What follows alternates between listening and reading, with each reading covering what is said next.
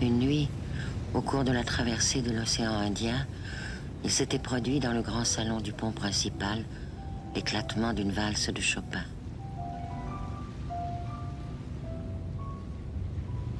Il n'y avait pas un souffle de vent, et cette nuit-là, la musique s'était répandue partout, dans le paquebot noir, comme une injonction du ciel, comme un ordre de Dieu dont on ignorait la teneur.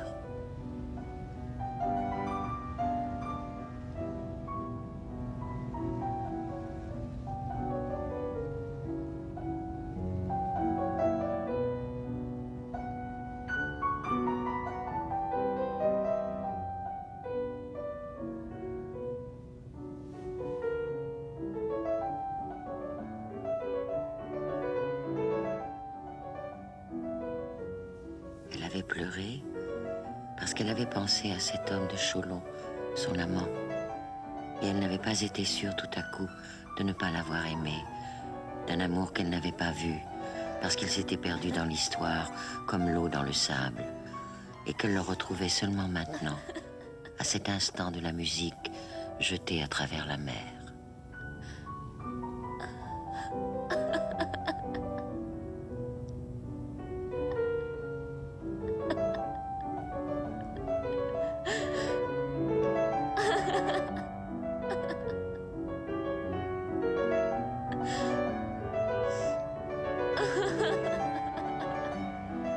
Des années après la guerre, après les mariages, les enfants, les divorces, les livres, il était venu à Paris avec sa femme.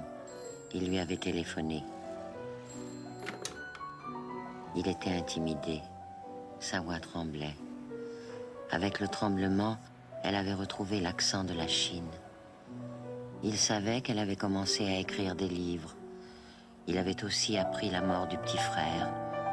Il avait été triste pour elle. Et puis, il n'avait plus su quoi lui dire. Et puis, il le lui avait dit.